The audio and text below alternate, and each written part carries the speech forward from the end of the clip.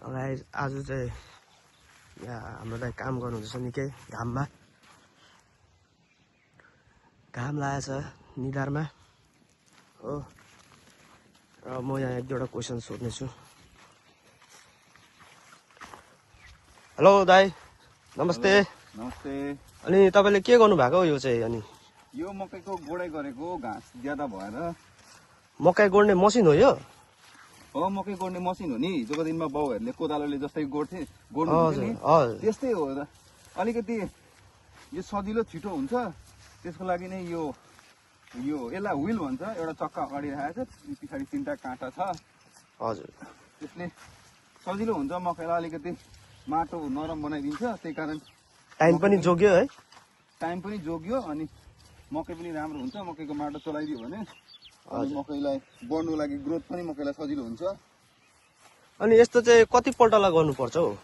यो सक्यो भने आफूले 2 पल्टसम्म चाहिँ गर्नुपर्छ। 2 पल्टदेखि 3 पल्टसम्म गर्नुपर्छ। हजुर, मैले चाहिँ अस्ति 1 पल्ट गरेँ। अस्ति मेन चाहिँ मेरो भुल चाहिँ पानी लाएर गरियो। पानी लाउनुभन्दा अगाडि नै लगभग मकै 30 दिन भएको टाइममा चाहिँ 30 दिन 45 दिन भएको टाइममा त्यतिखेर गर्नु पर्थ्यो। त्यतिखेर मैले पानी हालिदिएर गरेकोले गर्दाखेरि भुल भयो। अनि भनेपछि पानी हाल्नु हुँदैन यो गोड्ने बेलामा? गोड्ने बेलामा पानी हाल्नु हुँदैन थियो, किन भन्दाखेरि त्यतिखेर गोड्दाखेरि माटो पनि दह्रो हुन्छ।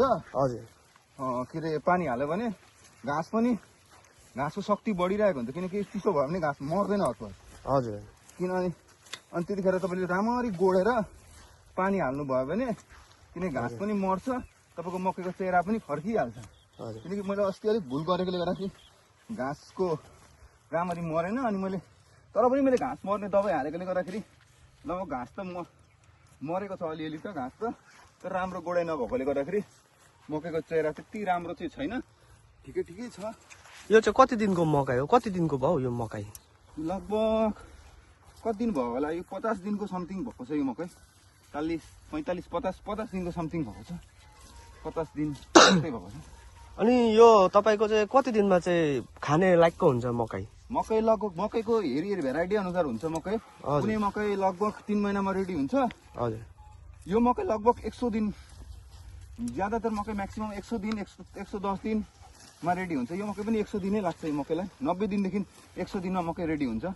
त्यो एउटा मकै भन्छ नि, त्यो हाइब्रिड मकै, लोकल मकै, यो चाहिँ कुन मकै हो? लोकल मकै चाहिँ उयो तोरीबारी जस्तो देख्नु हुँदैछ नि, त्यहाँ चाहिँ मैले लोकल मकै छरेको छु बिजनको लागि। त्यो चाहिँ गाईलाई घाँसहरू हुन्छ। त्यो पनि फलनमा राम्रै हुन्छ गोडमल भयो भने।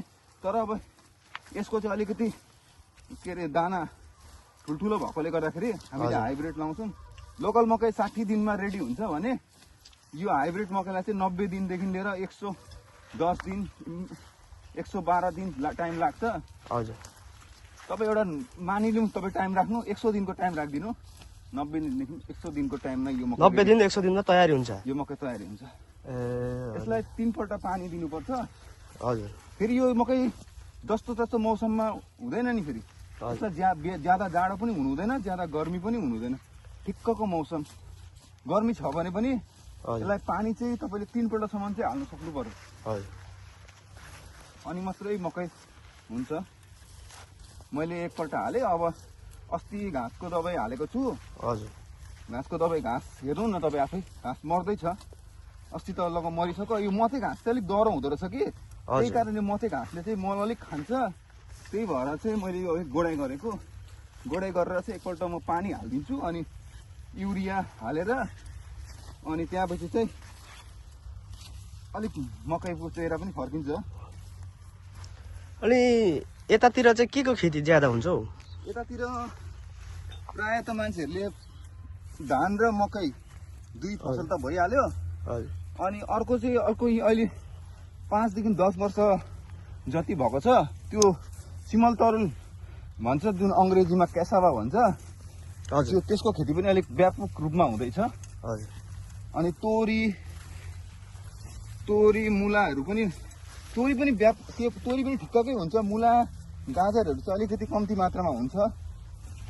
तर मकै र धान चाहिँ प्रशस्त हुन्छ। मान्छेहरूले तर मकै लाउनु छोडिसक्यो, किन भन्दाखेरि ज्यादा खट्नी छ यसमा। हजुर ज्यादा खट्नी भएकोले गर्दाखेरि उत्पादन कम्ती छ, बेच्ने बेलामा दाम छैन। 8 रुपियाँ केजी 5 रुपियाँ केजी दाम हुन्छ। जस्तो मेहनत तपाईँले देखिहाल्नु होला, यति कस्तो मेहनतले काम गर्नुपर्छ। 2 पल्ट गोडाइ भइसक्यो, अझै अब मल हाल्यो, पानी हाल्यो, त्यहाँपछि यसलाई किराको दबाई मेन्टेनेन्स पुरा गर्नुपर्छ मान्छेहरूले।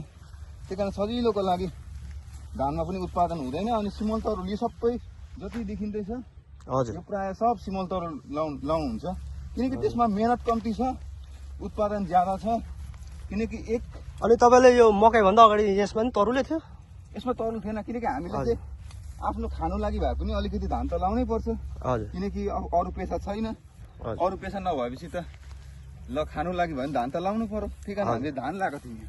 यसको अगाडि धान थियो यहाँ धान थियो। धान काटेर अब यसको पाली धान काटेर अब यो मकैको लाएको। अब मकै सकेर फेरि धानै लाउनु हुने हो। मकै सकेर फेरि धान लाउनु पर्छ।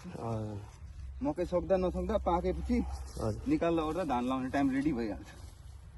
अच्छा ल हस् त, आज चाहिँ अब यति नै हो है। ठिकै छ। हजुर हेर्दै गर्नु, आउँदै गर्नु न, यो यस्तो हेर्दै गर्नु कस्तो छ बाली के हुन्छ। किनकि जमिनसँग जोडियो भने त सबैलाई राम्रो हुन्छ। हजुर हजुर